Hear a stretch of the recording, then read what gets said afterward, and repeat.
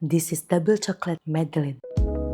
Madeleine itu biasanya kalem, elegan, dan klasik banget. Tapi gue bikin versi double chocolate, teksturnya crunchy di luar, fudgy di dalam. Pertama, gue panasin oven di suhu 230 derajat Celcius minimal 30 menit. Kenapa? Karena Madeleine itu butuh hantaman panas tinggi di awal, biar muncul ham yang seksi dan proper.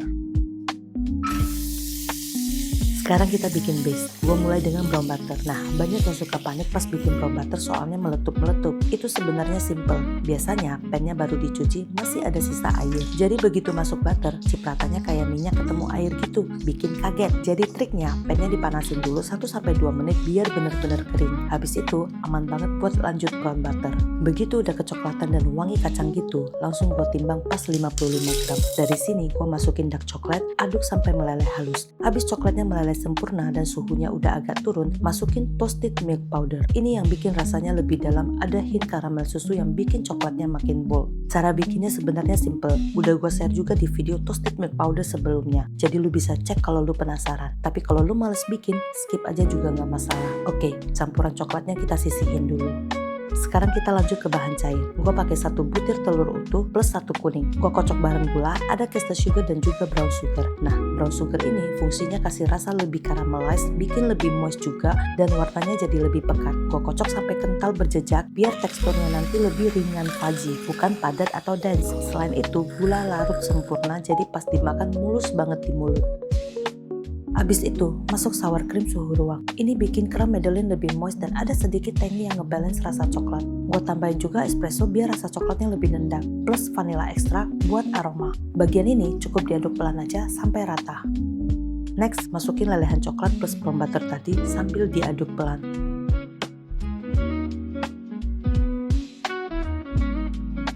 Baru terakhir gue masukin bahan kering, cake flour, cocoa powder, almond flour, baking powder, dan garam. Nah, almond flour ini penting banget, bikin teksturnya lebih lembut, ada nutty hint, dan yang paling penting, bikin Madeleine gak gampang kering setelah dingin. Kalau lu skip sebenarnya bisa aja, tapi teksturnya jadi agak lebih kering dan kurang kompleks.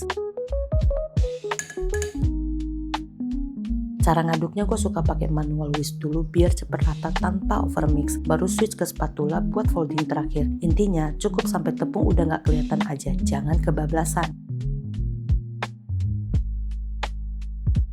Abis itu adonan langsung gue pindahin ke piping bag. Karena ini adonan double coklat, teksturnya agak berat, jadi gue sengaja nggak rest di kulkas, soalnya kalau di rest adonan malah makin kaku dan ribet banget buat di piping.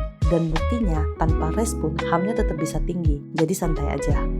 Pas kalian bikin ternyata adonannya masih terlalu kaku dan susah di piping, bisa ditolong dengan nambahin 5-10 gram susu atau krim, cukup bikin lebih luwes aja, nggak akan ngaruh ke rasa. Sekarang kita piping ke loyang Madeleine. Kalau buat jualan, gue saranin ditimbang biar ukurannya seragam semua, tapi kalau buat sendiri sih gue biasanya feeling-feeling aja. Madeleine gue kali ini gue pakai 2 jenis loyang, spherical shell yang bentuknya tebal dan agak dalam, sama oval shell yang tipis. Di spherical shell, gue gak oles butter sama sekali. Hasilnya permukaan Madeleine jadi glossy, kilap cantik karena adonan langsung kontak sama logam panas. Sedangkan di oval shell, loyangnya gue oles butter dulu. Nah bedanya, kalau ada lapisan butter, permukaannya jadi matte atau dough. Itu wajar banget karena lapisan lemak tipis bikin adonan gak karamelisasi langsung di logam. Untuk waktu panggang juga beda. Spherical shell gue pakai total 15 menit, sedangkan oval shell cukup 10-11 menit aja karena loyangnya tipis dan panasnya lebih cepat nyampe ke adonan.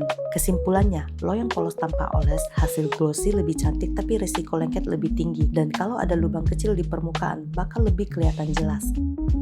Loyang dioles butter hasilnya matte, tapi ada kemungkinan lengket juga, tapi karena tampilannya dough, lubang-lubang kecil jadi nggak terlalu kelihatan mengganggu.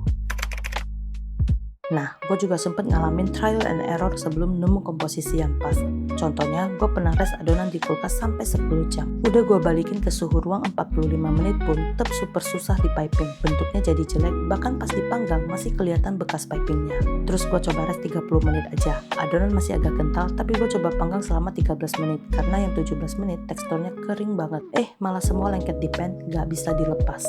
Akhirnya gue utak-atik takaran, tepungnya gue kurangin, sour cream gue naikin dikit, terus waktu ovennya gue sesuaiin lagi. Baru deh dapat tekstur adonan yang pas dan ham Madeleine yang lebih proper.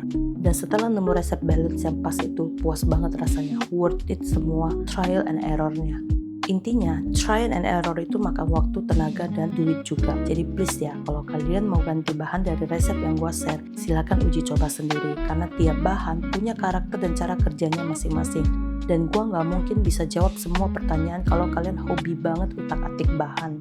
Oke, segitu dulu cerita trial and error gua. Semoga bisa jadi referensi kalau kalian lagi bikin Madeleine juga. Ingat, resep itu bukan cuma soal bahan, tapi juga soal teknik dan kesabaran buat nyoba. Gua Feni, see ya!